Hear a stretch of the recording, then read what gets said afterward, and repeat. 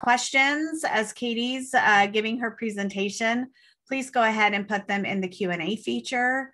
We'll have about 15 minutes at the end of the presentation to answer questions that come through, and we'll also address at that time any questions that came in ahead of time to us.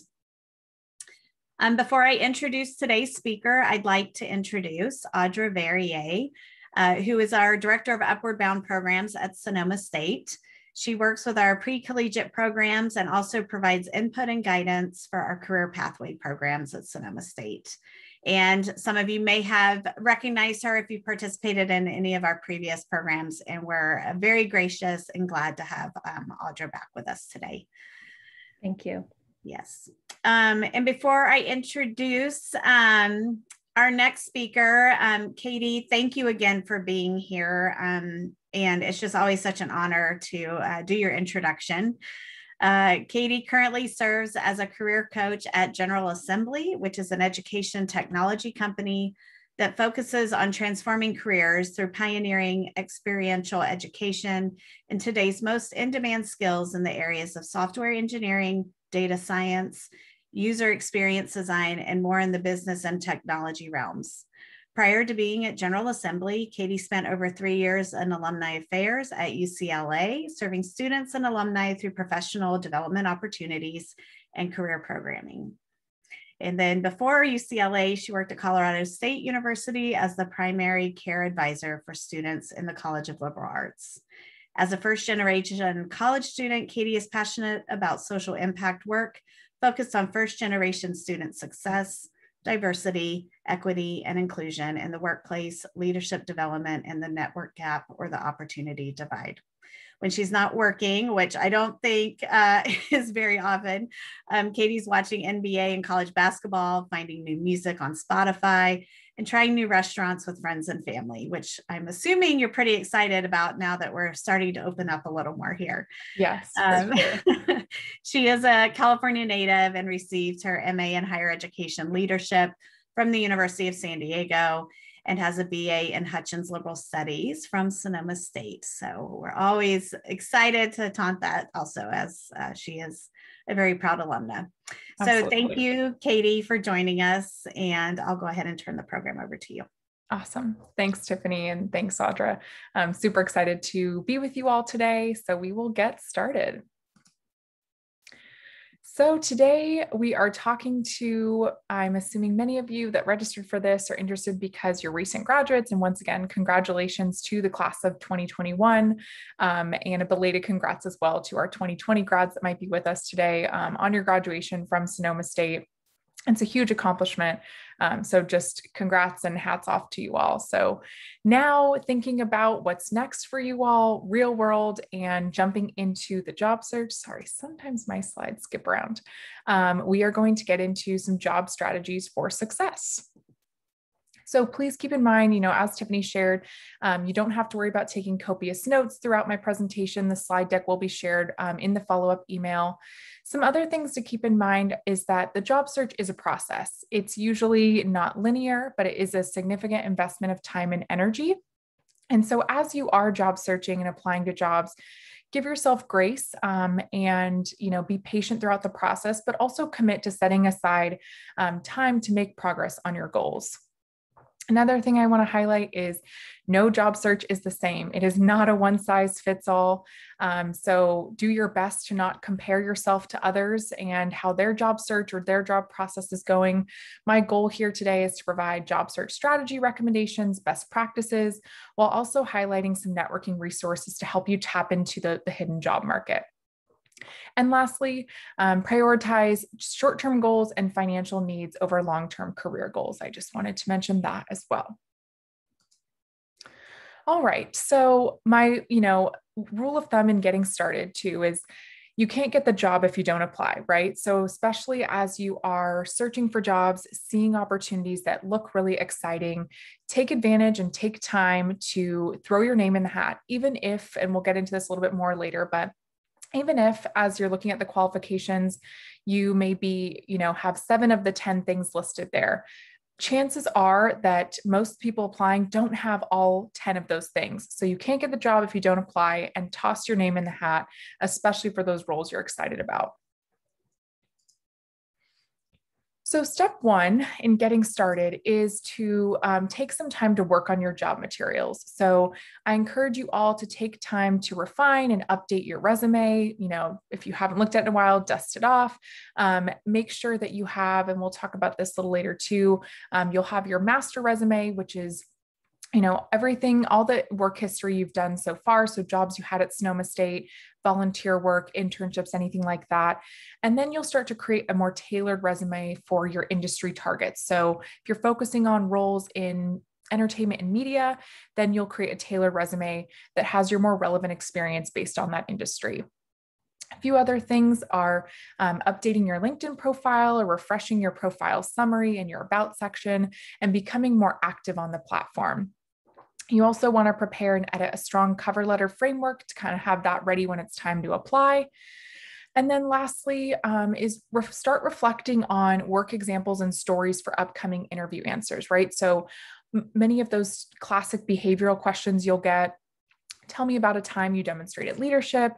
Tell me about a time you worked with a difficult colleague or teammate, and how did you handle that situation? All of those behavioral questions that you'll usually get in first or second round interviews, you want to make sure you take some time to reflect and kind of start developing a memory bank of your experiences to share in those answers.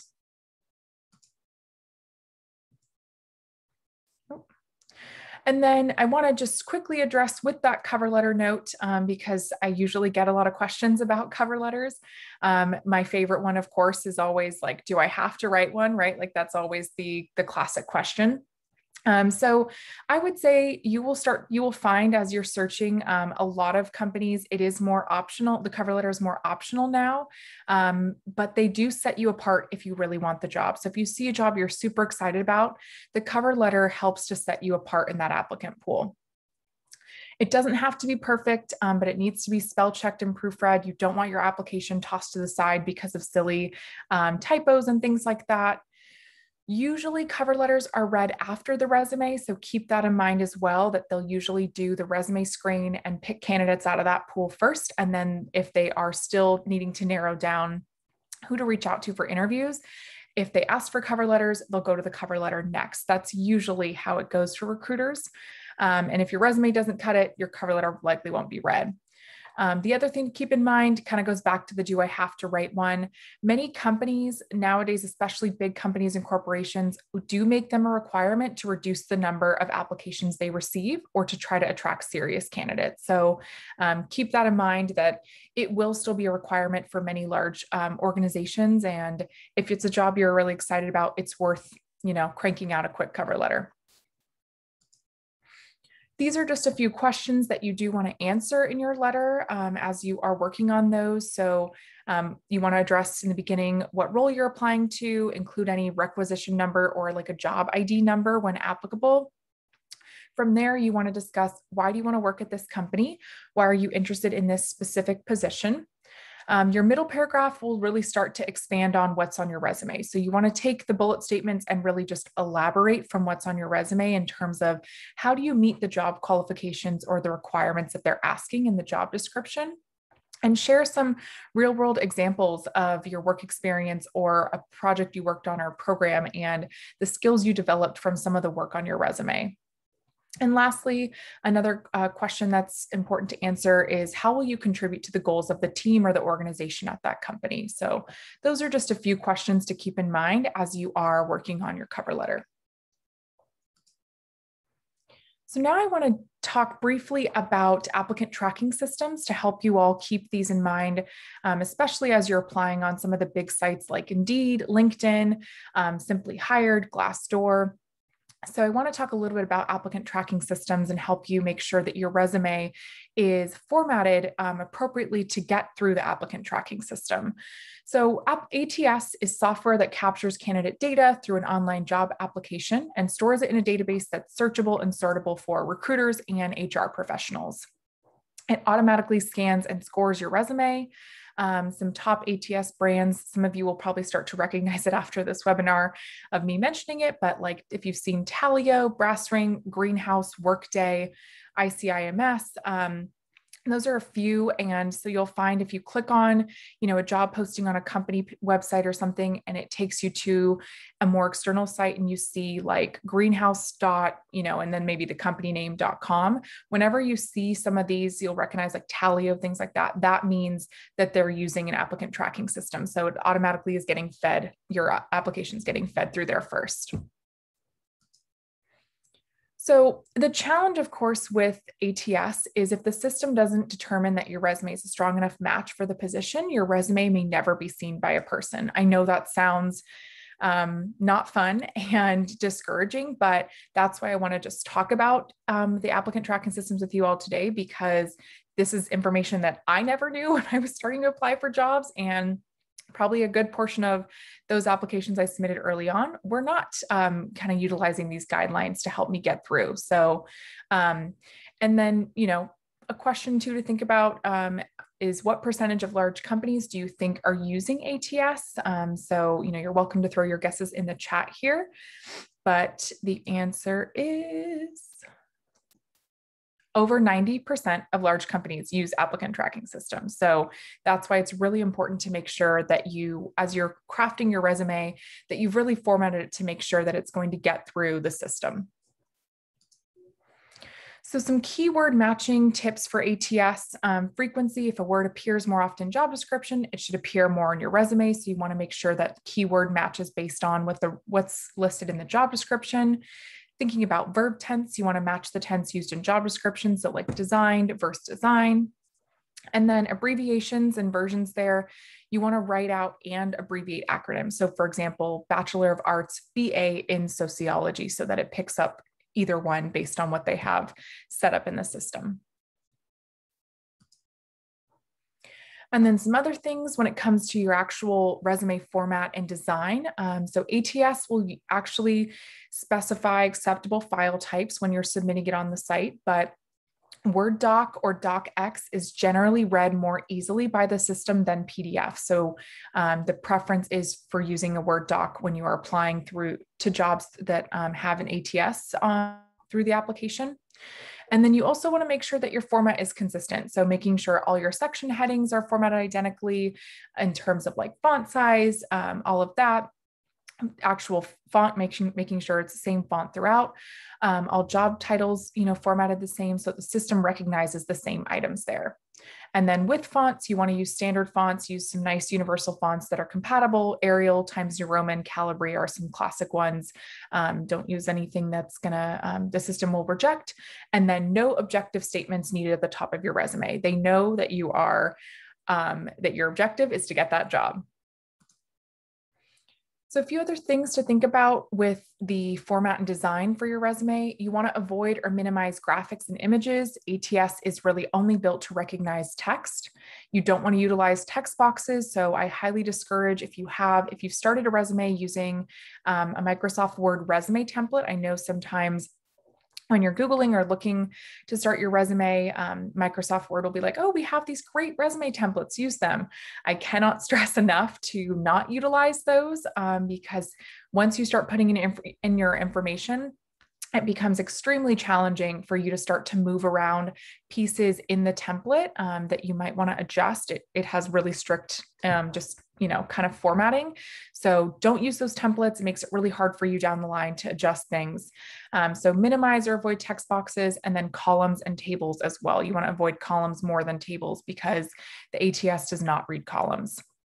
You can include, in terms of colors, 1 to 2 is fine. I would just encourage you all to keep it black and white. I know it's boring, but that will be best for ATS. And then your name and your header area at the top of your resume is a more safe area to add some design elements if you choose so. So some other things to keep in mind when it comes to what's on your resume and the content is ATS will weigh hard skills and the technical skills a little more than the transferable or soft skills. So depending on the types of roles you're looking for, Some of those technical skills could be programming, Adobe Photoshop, social media marketing. And then the transferable soft skills are some of those more human skills, I like to call them too, right? Like they are the interpersonal skills and qualities. So leadership, flexibility, problem solving, communication. Those are those ones, those human skills that are key and core to any job that you get nowadays, but just to kind of give you some information on how it weighs the skills that jump out on the resume. And then when it comes to section importance on your resume, number one, in terms of content value, number one would be your most recent job title and the description there. Second would be previous experience, newer, obviously greater than older, your education, and then expertise and skills or other sections. So keep that in mind as well. So another kind of quiz question for you all as we're talking about resume. And once again, you can put your guesses in the chat for this question, but what do you think is the average amount of time a recruiter or hiring manager spends reviewing your resume? So a few options here, 11 seconds, 7 seconds, 30 seconds, and a minute. So I'll give you a moment to think about that.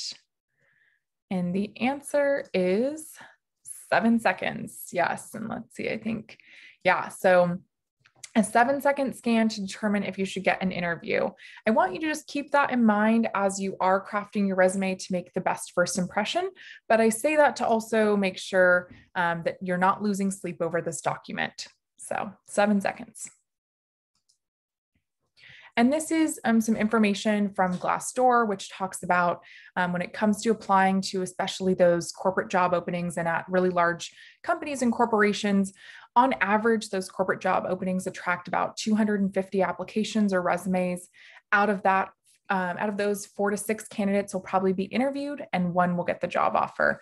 I say that not to be discouraging by any means, but I'm really here to try to help you all just better understand the job market and the landscape that you're walking into and give you just a little bit more of that reality in terms of, yes, it's competitive, but also some information to help you keep in mind and ways to stand out throughout the process. Another thing I want to highlight, this is from the National Association of Colleges and Employers. Every year they survey employers across a wide variety of industries, everything from engineering to nonprofit, business, healthcare, and they collect information for their job outlook survey. And they ask employers, what are the top skills you're looking for and top attributes you're looking for in your new hires? And so I just took a snapshot to show you all, once again, like I was talking about those human skills and how important they are. These are the top attributes that employers are seeking on a candidate's resume. So once again, the technical skills are great for some of those roles that you might be applying for if you are looking for more technical opportunities. But these core skills and attributes are important regardless the industry or role that you're entering into. So just keep that in mind as well. Another helpful tool as you are going about applying to jobs, especially for the big job search sites, like I was mentioning, LinkedIn, Indeed, Glassdoor. So JobScan is a great resource that you can utilize. It's an online tool. It's just jobscan.co is the website. And it helps you compare. The goal with a JobScan is to help you kind of beat the ATS system. So it helps you hopefully try to land that first phone screen or first interview by comparing the job description that you have tailored your resume for to your resume. So you can actually copy and paste job description content as well as the text on your resume, and it will show you how well keywords match up to hopefully increase your chances of getting your interview. So it's a great online resource. I will give another tip with JobScan too for those that are gonna take advantage of trying it out, is that JobScan now, I think, they've changed their structure. I think if they give you like 4 free scans, but I have found out from others that if you utilize JobScan, like if you're in Chrome and if you utilize it in incognito mode, you, I believe, can get like unlimited scans on JobScan. You won't get the 4 maximum. So pro tip is utilizing JobScan in incognito mode so that you can continue to use it. So now we're going to get into a little more of kind of the strategic steps to applying to jobs and some things to think about as you are kind of moving forward in this process. So first is defining your job search criteria. Second is networking and finding a role. Third is following up. And then you will literally be just repeating steps 2 through 4.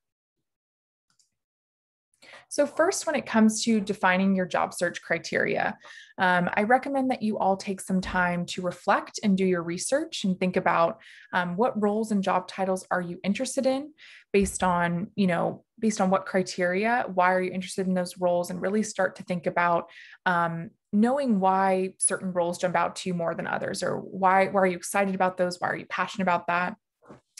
And then from there, what industry or industries do you want to work in? Some of you probably have more specific industries that you're focusing your search in. Some may be more focused on the specific job function or role, but you're flexible in terms of like what industry you end up in. So think about the industries that you want to work in. And then from there, another thing to keep in mind is what type of organizations interest you. So as you're reflecting, the landscape is so broad now in terms of working for a large corporation of over, let's say 500,000 employees, all the way to, right, we have the other end of the spectrum. You have your startups that have less than 50 employees. So, and then you have everything in between, right? We have nonprofits, government agencies, schools, things like that. So think about the types of organization and size you're drawn to. If you prefer to be maybe at a smaller company, or if you want more of that kind of big corporation structure, just some things to noodle on. And then if you don't know where to start asking industry professionals for informational interviews. We'll talk about these shortly, to start kind of exploring what aligns and fits best with you.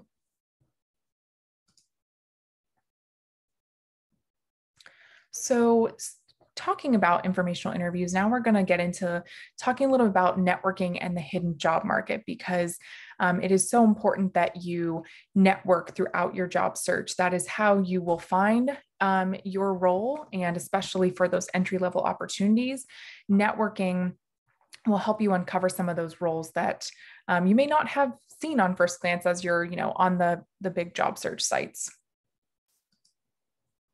So research shows that at least 70% of jobs are never posted to the public, right? So thinking about this, that's why we kind of call it the hidden job market, in terms of opportunities that may never make it to the external job board site. There are roles that come up, and through connections and things like that, there may be a combination of both internal candidates waiting for that role, and also folks that work at that company reaching out to their network, getting those folks to apply. And so that's why some of those roles may never get posted to the public, because through network connections, that's where they kind of collect candidates.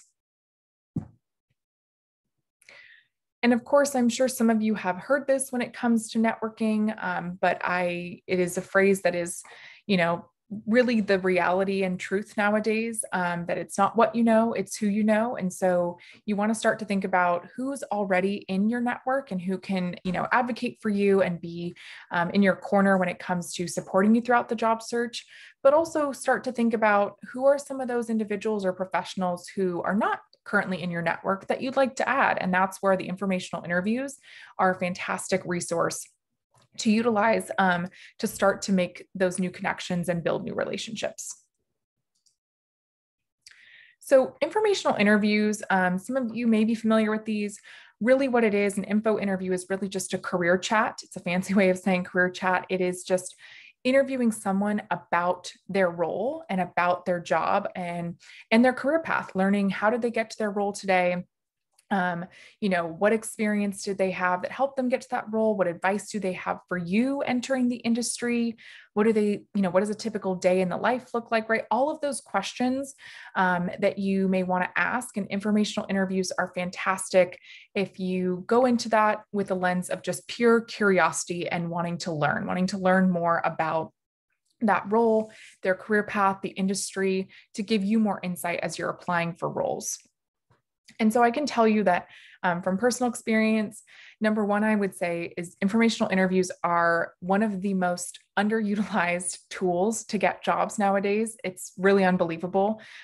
You would not believe the power and the rewards that can come from doing informational interviews. And most people just don't take advantage of doing them. So they're really underutilized. And if I can encourage you all to do anything today, it is to find folks to do informational interviews with. I would say my last two jobs, both at General Assembly, this role I'm in now, and then my job at UCLA, I got from doing informational interviews. So with my UCLA job that I left in February, I was moving back to California from Colorado. I had left my job there and I started looking at universities I wanted to work at. I found a mutual connection with a woman on LinkedIn who worked at UCLA. I asked my connection if she could connect us, and I ended up having a conversation with her. Reached out via email to set up a time. We chatted. At that time, there wasn't any job opportunities, but about a month later, I received an email from that woman I talked to, and she said, "Hey, here's these job opportunities, or these two roles we're hiring for. I'm not sure if this is what you're looking for, but if it is, send me your resume. I'll pass along to the hiring manager." And sure enough, when she sent me that email, I looked at the role. I was like, "Yep, this is totally what I'm looking for." I applied, sent her my resume, and then I received an offer probably about like a month and a half later after going through that process. So they are extremely powerful. My General Assembly job, I reached out to a former colleague who worked at General Assembly to ask about her experience. I saw an opening, and next thing you know, about 2 days later, I was having an initial conversation with the hiring manager. So they are extremely powerful and can lead to a lot of different opportunities when it comes to jobs down the line or even just expanding your network. So that is essentially what an informational interview is. And something to keep in mind when we're talking about, referrals and being able to, leverage your network and those contacts as you're applying to different roles is this is some information and data from JobBite. And so they put out a survey to just kind of survey recruiters and companies in terms of like employee referrals and what that looks like. So these are just some highlights from that survey, which say that employee referrals have the highest applicant to hire conversion rate. While only 7% of applicants come from referrals, this small number accounts for nearly half of hires at 40%. Employees hired through referral are hired 55% faster than those who come through a career site. I can testify to that because I can tell you that my General Assembly hiring process, I had 3 interview rounds and an offer, and that entire process was done within 12 days. So the fastest process I've ever experienced. And then lastly, online job boards are still the most popular for posting job openings at 69%, but most workers find out about job openings through option 1 is friends at 45%, option B, social media such as LinkedIn at 42%, and lastly is professional connections at 31%.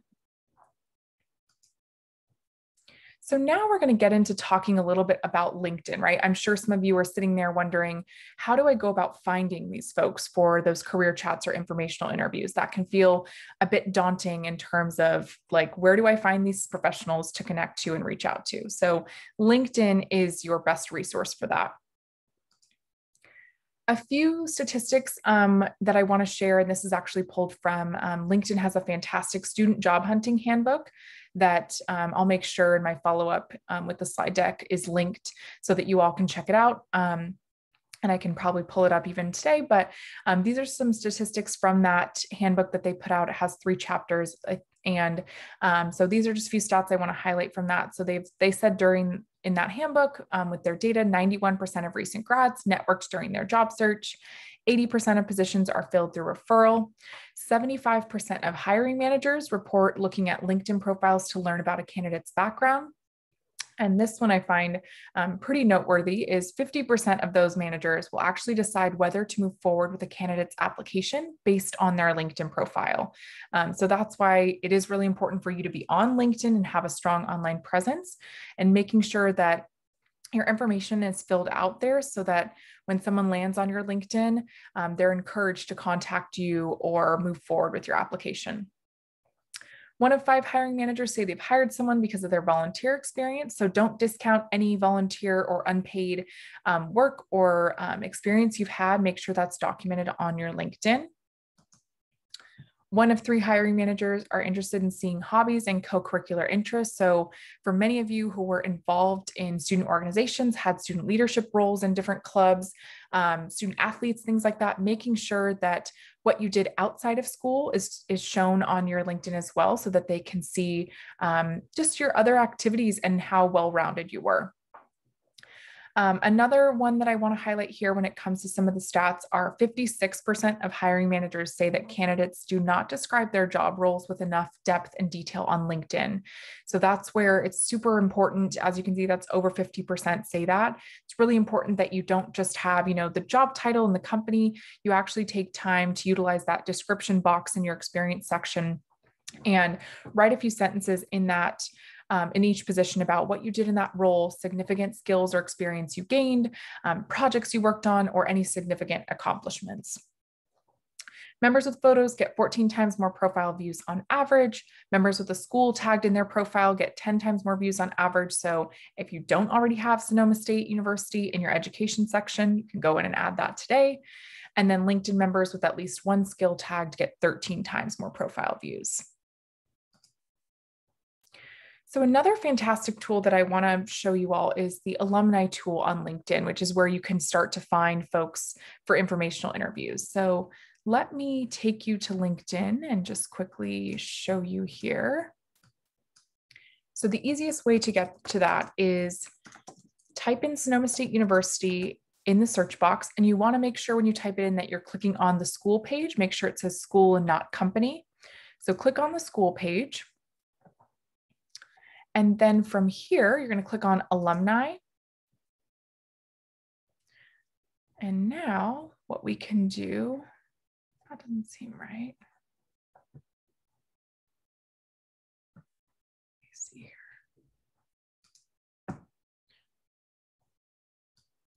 There's definitely more alumni than that.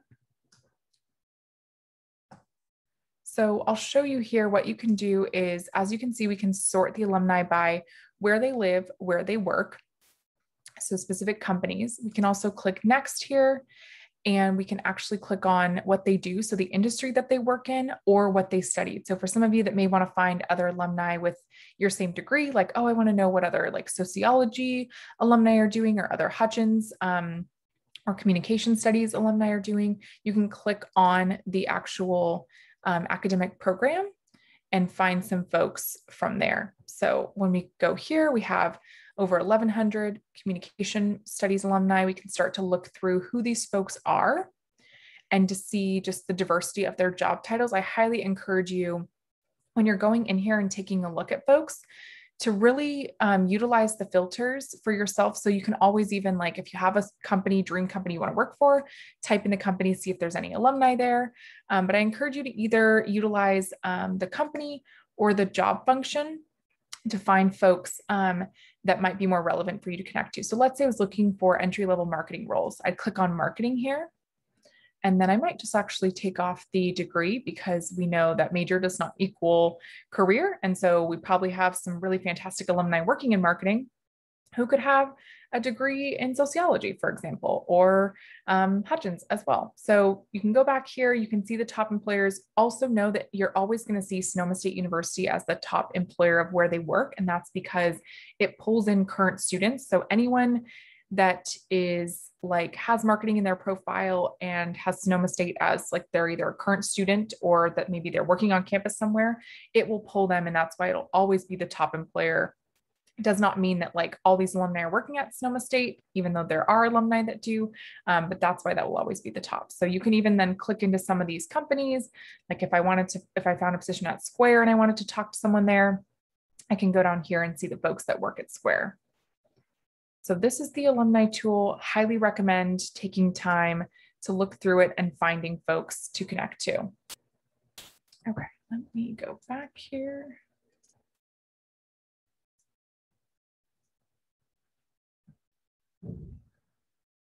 And then once again, you want to join, when it comes to LinkedIn, take time to join any relevant groups on there, especially Sonoma State affiliated groups. So if you're not already in the Sonoma State University Alumni Association group on LinkedIn, definitely join that, because you can, if there's someone in there that you want to reach out to when you're in a shared group, you can message that person for free, even if you're not connected to them, because you are part of the same group.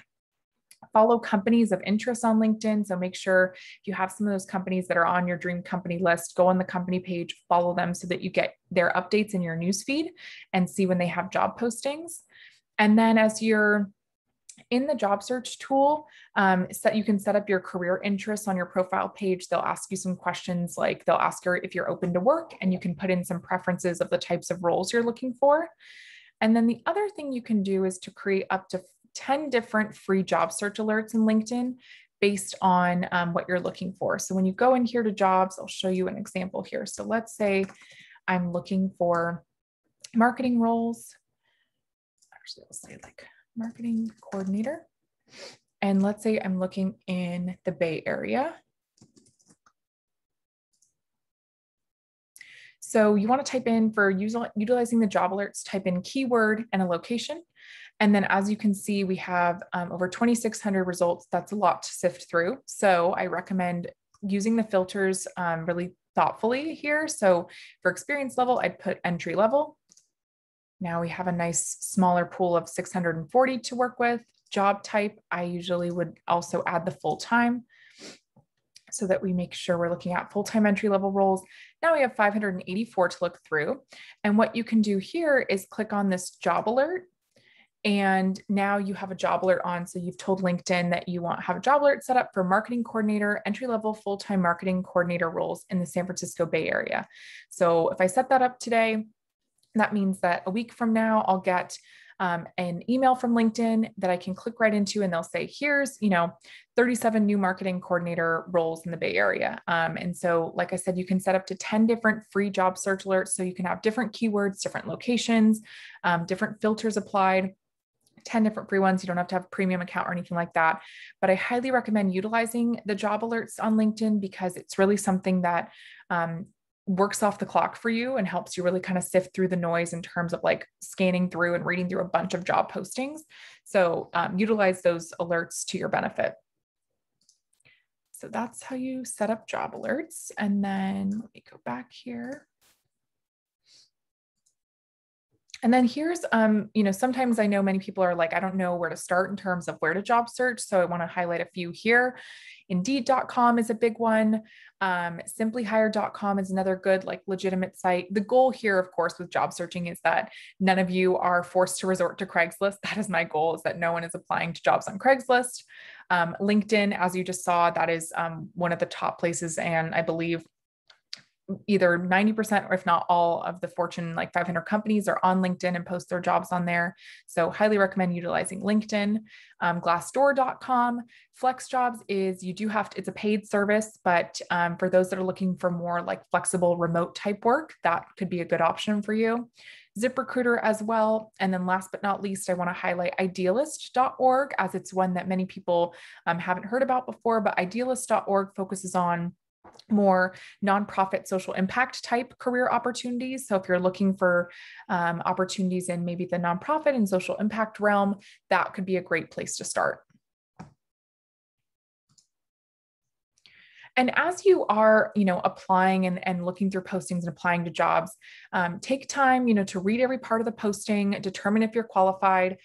Remember here that I want to stress, job postings are written for unicorns. And I say that to say that the job description that you will read is a wish list. It is a pure wish list for the ideal candidate. Will have all of these things in the qualification section or in the, requirements section. So know that, like I was mentioning earlier, if you are really excited about the job, you're passionate about the, the focus of the role, or maybe what the company's work does, and you have 7 of the 10, items listed on the qualification section, absolutely apply, because companies hire for fit rather than skill in terms of like, if you're missing a few of those things, but you have the work ethic, the personality, you fit in with the team well, and you have like a positive attitude, just all of those, once again, going back to the human skills and things that are important that make you just a good employee and colleague, they'll hire that person and train them and teach them the other few things they might be missing versus someone who might have every single thing listed on there, but be just maybe not a team player or have less of those great kind of interpersonal skills. So keep that in mind. And then once again, the tailored resume, you always want to make sure you're applying to roles with a tailored resume that's focused on that specific type of role. So if you're looking at marketing positions, you'll start to create kind of your tailored marketing resume that will have any of your marketing focused experience on there. And then your master resume will have anything you've done in the past, any past jobs, volunteer work, all of that. Keep that as like a master running document, and you can pull off information from the master resume to create your tailored resume. And then here's just some sample messaging for reaching out to recruiters or HR professionals after you apply to a role at their company. So, whether it's through LinkedIn or if you happen to find an email or something like that, hi, so-and-so, I just applied for the blank role at company and I'm following up. I would say insert a sentence about like your background or your most relevant skills. So you can think about using a piece of your cover letter from there. And you can say, do you have 15 minutes to chat this week about this role or opportunity? And then the other one, and this is more for thinking about, those networking conversations and info interviews. Hi, so-and-so, this is for a Sonoma State alum. I recently graduated from SSU with my degree in blank. I see that you're an SSU alum too. I'd love to connect, chat more about your experience at blank. So, maybe pulling a company name from where they're at on their LinkedIn and advice for the job search. Thanks so much. So you can put this in the LinkedIn connect request box. There is a 300 character limit, but this is just a sample message you can include in there. And then as we're wrapping up, I want to just talk about prioritizing your time in your job applications, because like I said, it is a process. Requires significant time and energy. The reality is you'll probably have some slumps throughout the process, but this can hopefully help you think about how to prioritize your time and be more strategic with your job applications. So you want to prioritize your time and effort based on the job opportunity, right? So thinking about it this way, right? So the tier one job for you would be, you look at the qualifications, you're high on the qualifications, you have like all or almost all on there that they're asking for. And the excitement over the job opportunity is high. So it's at a company you really want to work for. Let's say it's a role at Netflix. You're super excited. You'd love to work for Netflix. So the excitement's high. The qualification is high. That's your tier one job, right? So from there, it kind of goes tier one, tier two, tier three, tier four. And so let me just explain a little bit more about what that looks like. So for tier one, put your all into that application. Spend more time tailoring your application, finding connections, because when you are high on the excitement level, high on qualification, you have stronger chances there. So definitely spend more time and put your all into that one. Tier two would be thoughtfully tailor your materials, but you want to think about time boxing your efforts. So you're excited about the role, but maybe you're like a little lower on the qualification. So that's where you want to think about networking to kind of get an in and have someone, help give you a chance at getting that first round interview. Tier three is you're highly qualified, but you're not super excited about the role. So maybe it's at a company that you're like, okay, like I could work here. So tailor your materials, yes, but consider using the LinkedIn Easy Apply to apply to that role, and then move on to other job apps. So that's just an option for those tier three. And then tier four, once again, helping you all think about using your time effectively. If you're low on the qualifications, low on excitement, consider not applying. Like if you get called for an interview, you don't want to be like, oh gosh, I don't really want this, right? Like, so consider in those tier four boxes, it's probably not worth your time to apply. So focus on tier one, tier two, tier three. And then lastly, I encourage you all, like I was mentioning, it's really an investment and it's a process. The job search is an absolute process, but the thing that will help you stay motivated in it and maintain your energy is to create some type of job search or networking tracking sheet for yourself. So either in Excel or Google Sheets to kind of keep track of your jobs that you've applied to, and or having like that networking tracking sheet of like new professional contacts you've reached out to. So, maybe as you're sending LinkedIn message requests to folks for info interviews or career chats, being able to, put their name, job title, their LinkedIn profile, so that you can keep track of like who you've reached out to for those opportunities. But the job search tracking sheet, I cannot recommend setting one of those up for yourself, because things will start to get hectic as you are applying to more and more things. You'll get the automatic reply emails, right? Like, thanks for applying for blah, blah. So those will start to bombard your inbox. So it's really beneficial if you take time to, jot down the job title you applied for, when you applied, and link the job description there. The other thing I want to stress here, because I have learned this lesson the hard way, is you want to remember to download and save your job descriptions for jobs you apply to, so you have access to those for your interviews. I cannot tell you the number of times I've applied to something and I forgot to copy and paste the job description and save it in a Word document for myself. And I've been, I get an email, they want to interview me, and I'm like, oh, let me go back to the link of the job description. And they're like, this posting is expired or no longer available. And I no longer have that job posting to help me prepare for my interview. So I'm teaching you from lessons learned the hard way. Download or copy and paste and create a folder for yourself, like a job search folder, and just put like the job title and the company, save the Word doc, so that you can go back and refer to that job description when, like I said, you may get a call for an interview and earn email 2 or 3 weeks after applying. And you want to make sure you have that information to help you prepare. And then lastly, set aside time weekly on your schedule to make progress on your informational interview outreach or job application. So this is where set aside those time chunks on your schedule and hold yourself accountable as best you can to taking those time blocks seriously. I know sometimes, right? Like you can have maybe a Friday afternoon, you have from 1 to 3, job searching or job apps. And it can be tempting of like, let me go and watch more of the show I'm binging on Netflix. I get it. But do your best when you set that time for yourself, like take it seriously and stick to it, because even those 2 hours, you going in, bookmarking some roles, you'll continue to have some momentum and you'll feel excited, especially when you find some of those roles you're excited to apply to maybe spend 2 hours that weekend working on a cover letter or tailoring your resume and submitting that app over the weekend. So that, I think, is all I have, because I want to leave time for Q&A. So, feel free to stay connected with me. I am very active on LinkedIn. So you can type in Katie Russo. I should come up there. That's my email in case you want to get in touch. But feel free to, connect with me on LinkedIn. And I, appreciate you all joining us today. And so I will turn it over to Audra for Q&A. Thanks so much, Katie. That was a great overview for our new grads. Lots of good pro tips and specifics about job search strategy. You reminded me about a few things too, so I really enjoyed it. We have a few questions that were pre-submitted, and then I want to remind our participants that you can add any questions that you do have into the Q&A, and I will monitor that. Okay. So let's start with the ones that were pre-submitted. We have one from somebody who's online with us. So let's start with that. The question is getting a job during a whole pandemic. So do you have insights about how this job search strategy that you outlined for us has shifted because of the pandemic, and any of the outlook that you might be aware of that we're looking at presently for the workforce?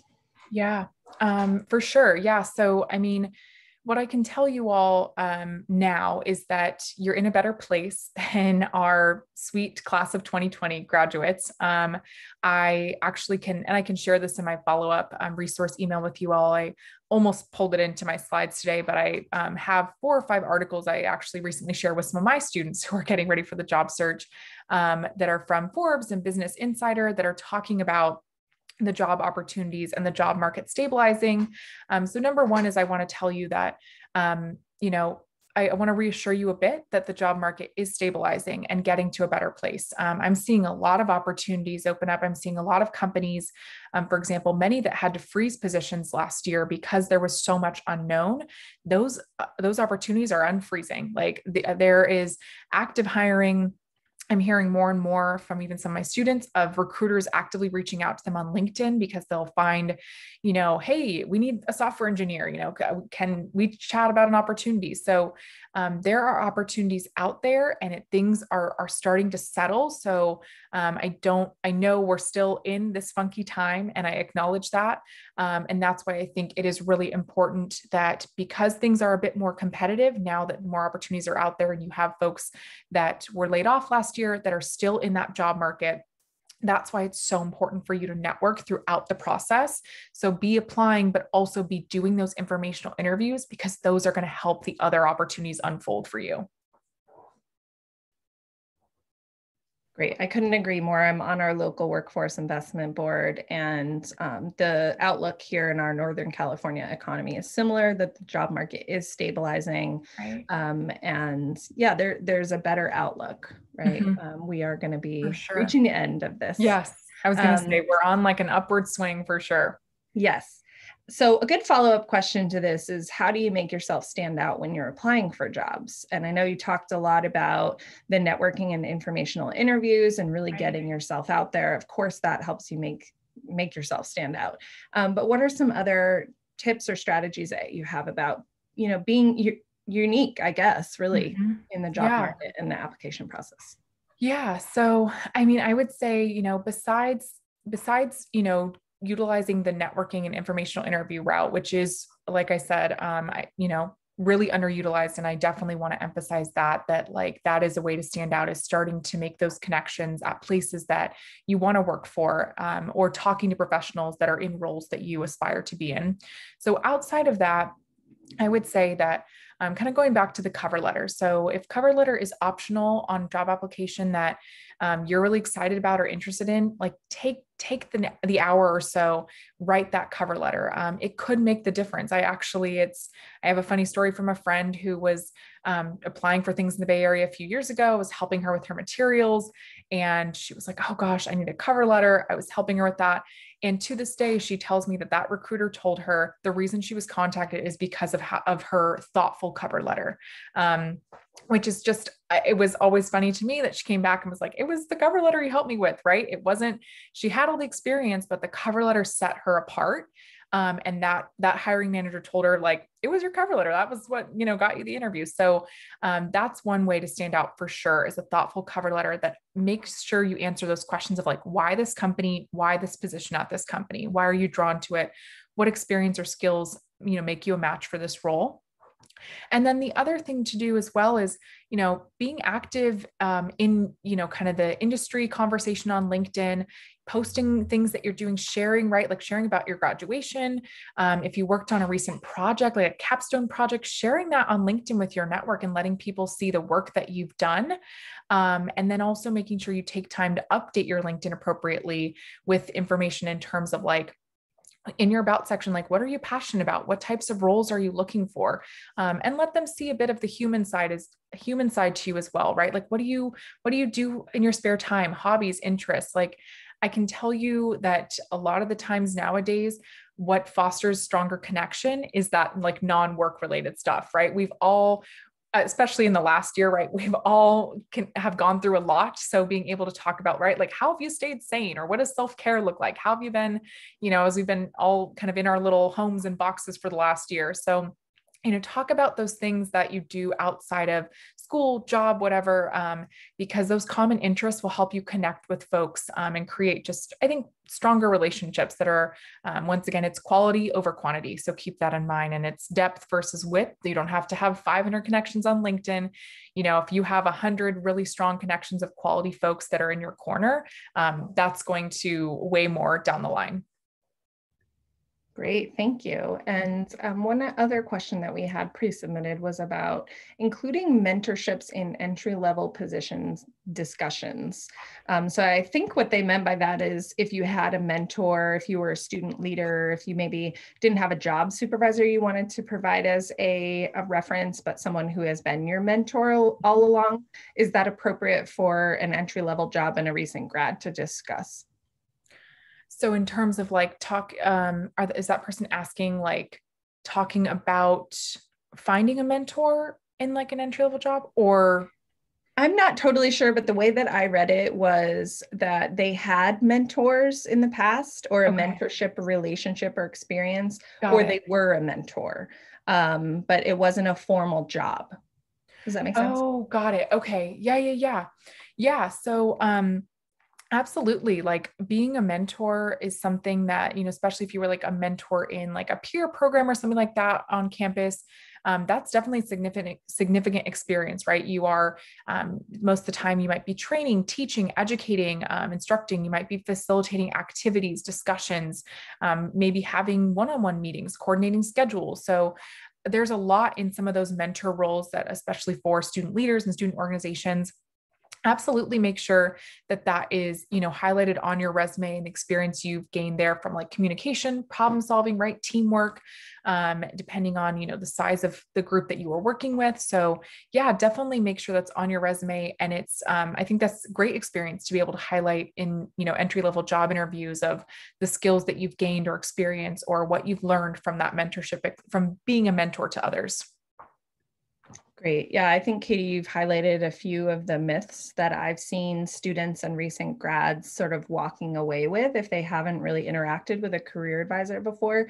And one of those is that you can only put jobs on your resume. Right. If you have done anything in college that's related to student leadership or your academic experience, right? If you wrote a capstone or you did a group project or you worked with a community partner, like all of those things apply to your job search because it's really about your skills and experience. And that's inclusive of a lot of different things. And can be tailored to whichever employer you're applying to. And the other one that I see is that, you have to have a generic cover letter. And what you talked about with standing out is you're really tailoring your cover letter to that job, to that employer. How are you the right fit? It is not just a blanket letter about your background and experience. It's really, how are you going to fit into this community and culture and this job and role? And that will help you stand out across the board in your entire career. So if you have those tier 1 and tier 2 jobs, like you talked about, that you're really passionate about, those are the ones you really need to take the time to write good, thoughtful cover letters, tailor your resume, and make sure you're doing that follow-up and reach out via email and LinkedIn. And I think you'll be really set for your job search. For sure. Yeah. Any last thoughts or tips you want to share before we sign off today? I think you covered it all. Yeah, I was going to say, I think I covered a lot, but yeah, like I mentioned earlier, like you can't get that job if you don't apply. So, I know, especially sometimes entry level, you can look at those qualification sections and feel intimidated that you don't have all those things. Remember, that is the unicorn ideal candidate. Like chances are you have 6 of the 10 and you have work ethic, positive attitude, like they are hiring for those things that make you a good professional and person to work with and be around. So keep that in mind.